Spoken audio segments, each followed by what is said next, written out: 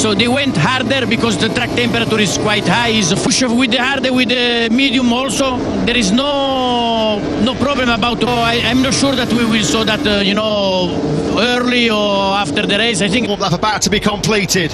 Round 12 of what's already been an epic battle in the vantage point, looking down through Luffield and the magnificent flat out fifth gear years ago. That's how the championship stands here. Fabio Quartararo with a long lap penalty. Marco in his 96 Motogp start finally find the way to the green flag waving at the back. There it goes. We're just seconds away then from lights. Great start from pole position by Johan Zarco. Jack Miller got away well from third place as well, but second. Yeah, Quartararo got away very well. There was slight contact as he tried to muscle his way through the front. You know, they're pretty side by side. Vinales ahead of Aleix Espargaro. They are 6th and 7th. Yeah, that was a shocking attack. Johan Zarco's got the hammer down immediately here, hasn't he? Already in the first second, 4/10. He's just behind his teammate Jack Miller. Bagnaia wasn't sure yesterday that he had the pace to fight for the fastest fellow Spaniard into Vale. Vinales back into 5th. Still been a really good first lap for Alex Rins. Just loves this 5.9km Silverstone circuit, the longest on our World Championship schedule far. And then through Village, perfectly executed move that by Alex Rins. He has now because that means that from the moment he's given that penalty notification, he has 3 laps, so that he can. That for the beast today, Bastianini already a triple Motogp winner so far this season. He's lost 3 long lap penalty.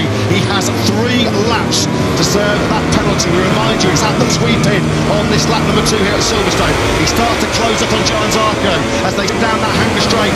Quartararo then now is nearly half a second clear of Jack Miller. As long as he and Zarco are pulling away from the Ducatis behind him, I think he'll want to wait as long as he can. You can see how he's on the power to try and get close to Zarco down through Vale.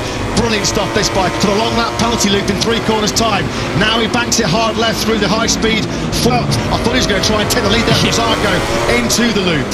Whilst those Ducatis were so keen to get past Zarco, he clearly feels I can get past Zarco and try and build up as much of a gap as I can. Comfortable again on that Aprilia. He's still in 7th place under pressure from Joan Mir. We've seen all weekend how strong the Ducatis have worked in that third set. Quartararo directly ahead of him. He's just put a bit of daylight now, the Australian, between himself and factory Ducati teammate. It's visibly faster than Pecco Bagnaia at this stage of the Grand Prix. Vinales is just on, and Martin looks like he's taking the pair of them into Hanger Straight. There's problem mentally, as Lewis said, he is just losing touch with his teammate Maverick Vinales ahead of him. Alex Rins with recent history himself over Marc Marquez in the Classic back in 2019. Aleix Espargaro still missed a full second. He's hanging on there though right now for that top 6. So Quartararo has the momentum around the outside and up into 4th position. So we do know now Quartararo. The entry corner, and he's starting to look really busy, getting really menacing right now early on here, isn't he? And then we're super aggressive as always. There you go then, the long lap. They're telling Fabio Quartararo he has to do it. It's the lap. Yeah, so 1:59.498 is the fastest lap we've seen of this Grand Prix so far. That from Aleix Espargaro. There's confirmation on your screens then. That is a new best race lap. That can inside the previous best race lap here around this 3.666 mile. In a 1:59.6 last time around, virtually matching all the riders ahead of him with the exception of Glink to keep pace with this leading group. Quartararo then, you'd imagine, looking at the group of the long lap penalty loop then, at the loop comes Fabio Quartararo. We estimate it losing anything between 8/10 to 5th. There's been long lap penalties on this World Championship calendar by 3. It was his quickest lap of this Grand Prix so far. So let's just check his lap time having done. So he lost what, 1.6 seconds? Yeah, not bad at all, was it, from Fabio Quartararo? Little time he lost. Look at Alex Rins though. He is a real threat in this Grand Prix. We've described him as a seat very shortly. He'll have him under pressure now. In the podium positions and in the groove. This is the Alex Rins. Zarco's crashed out of the lead. Johan Zarco has fluffed these lines. Go on. There's going to be no fairy tale victory and no fairy tale first victory for the Frenchman. For how much longer? Not very long at all, because Alex Rins, the superstar, he back and some after that 5-week summer break. It's Miller versus Rins as they attack on the brakes. Bagnaia back into play here in 3rd place. Bagnaia looked like he was struggling to keep pace, although he did do his first MotoGP victory. Slips through Zarco's fingers. You could see he was almost a full lead angling. Championship, today is your day. Go for broke. He looks so strong, particularly in FP4 Youngers. He has remounted. He's in dead last, back at the pack in 24th place. Top 10 as Bagnaia now attacks, looking to try and make it a Ducati 1-2, but Rins late enough on the brakes. Tend of that Suzuki, one of the strengths of that Suzuki GSX-RR is its braking stability. Straight at the Suzuki team meets, he's off to pastures new next year at the LCR Honda squad. One of the World Championship lead with Fabio Quartararo. He's dropped all the way down to 9th in the standing. Vinales can't hold off Jorge Martin through the loop. This is more moto. Martin is on a mission. He took the opportunity there as Quartararo started that chain reaction by going wide place away from Maverick Vinales. Aleix Espargaro is growing into this race. He's still running in 7th loop. Over the line at the start of lap number 7, Miguel Oliveira down in 9th place, one pocket in 5th place, didn't have to work for 4th after his fellow Frenchman Johan Zarco bit the bullets behind him, isn't he? Miller there 2nd and 3rd.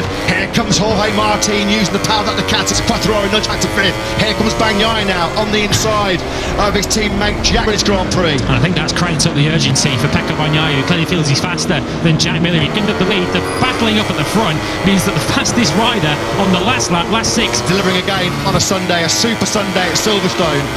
What a race we've had already so far. Well, you don't normally see the Suzuki in the silky smooth hands of Alex Rins hit any 10th of a second.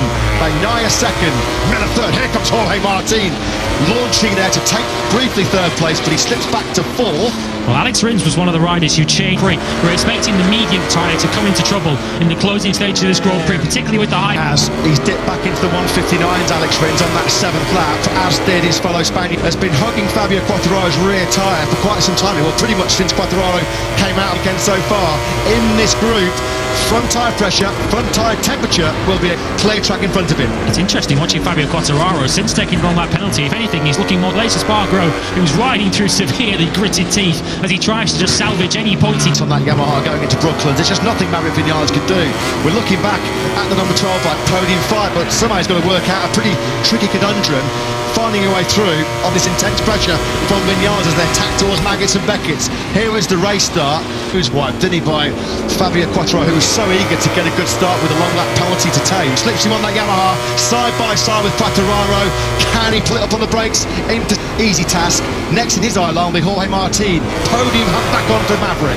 It looked like he was trying to check out at the front of this Grand Prix. The lead at the halfway stage of 59.975, just a fraction faster than Rins, but the Ducatis have, at the moment, today, given his physical condition, battered and bruised after the 115-mile-an-hour fourth, potentially losing 2 points to his main adversary, Fabio Quartararo. He can see the Frenchman. Here comes Zarco. He's decided to call it quits. Bitter disappointment. That crashed at turn 13, but the most costly crash of his weekend so far, potentially his most time in Motogp. It all went horribly wrong on the brakes into turn 8, and it's a premature ending to the... Lost a quarter of a second on the last lap, the 9th lap of this Grand Prix, to Bagnaia, who once again did it at the very back of it. Maverick Vinales, who did a 159.885. We know so as that harder rear tyre in. Yeah, in these hot conditions, ambient temperature, and out managing those tyres, particularly in those final 5 or 6 laps. It's as you were, as that's going to light up the eyes of Pecco Bagnaia behind him. Now then, can he get some good drive through entry here now? Put into Alex Rins on the brakes in the Brooklands. Here we go then. Rins, he got good drive, having made that mistake. Grand Prix at the moment, just over 4 seconds go as the first 12 riders on the road. That half distance, this is lap 11 of 20. Those are the tyre options. Jack Miller, the sole rider in the 2, once again was slightly faster than the riders ahead of him. Vinales also at 2 minutes. This young man, Pecco Bagnaia, was very much hit or miss. When he was on his A game, he looks recent records remarkable. 7 of his last 8 podiums have been victories. So he victory since Aragon back in 2020, 32 races ago now. Under a quarter of a second. Bagnaia getting closer and closer. Full aero package. Brilliant job this by Bastianini. The man to keep the gap through the second sector. We'll find out very, very shortly. What is it between the Australian and on that previous lap? Really interested to see what the gap is between Miller and Vinales in terms of place here at the moment.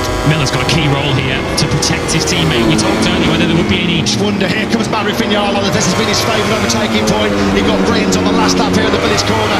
There's nothing. The better endurance. Now then, Maverick Vinales moves into second place to find a way to close in and then pass Pecco Bagnaia to take a second British Grand Prix between Bagnaia and Vinales, just over 6/10 of a second. Key lap now for Maverick Vinales to try and pick on Jack Miller. Last time around, Vinales was still 2/10 quicker than the leader. He can see one day in the future he will be a race winner again in MotoGP from the Wally factory. Well valid on the brakes. Here comes Bastianini. Alex Rins is fading fast. He's obviously encountered some later riders having this fantastic battle with Miguel Oliveira. Oh, that was super, super close. What a speed through the farm curve, and in 3 successive laps, his main moves in the village corner at Silverstone in 2019 to hark back to the 1979 legendary race. Nothing between the top 2 men in this Grand Prix. Vinales then briefly led, going going into Village Corner in an epic Battle of Britain. He doesn't have to rush this, Maverick Vinales. He perhaps went for that move a little earlier at the respite that Bagnaia needs. Vinales needs to get back into his rhythm quickly. Less than a lap to go. How this Vinales going into Cops Corner. It's given Pecco Bagnaia that little bit of breathing space. Through next to each other in this British Grand Prix. Quartararo 8th. Aleix Espargaro in 9th in this Grand Prix so far, but just when he needed that composure, he's just getting a little bit hard, and he's letting this British Grand Prix win slip through his grasp here. Bagnaia comes on Bagnaia. He's nowhere near close enough this time around. Bagnaia does have those crucial will now lead us onto the Wellington Straight. He's not out of this yet, but it's going to take a Rins-esque move. Wellington Straight. Bastianini is going to take more points up the inside into Brooklyn. Silverstone in 2022. He takes a famous win here in round 12 of this year's Motogp. Bastianini having had that first corner skirmish with Bezzecchi and Martin, with faded from the lead to 7th. Top team in the championship, Quartararo 8th, Aleix Espargaro. A topsy-turvy run goes on then for Pecco Bagnaia. 4 wins now in the last DNF.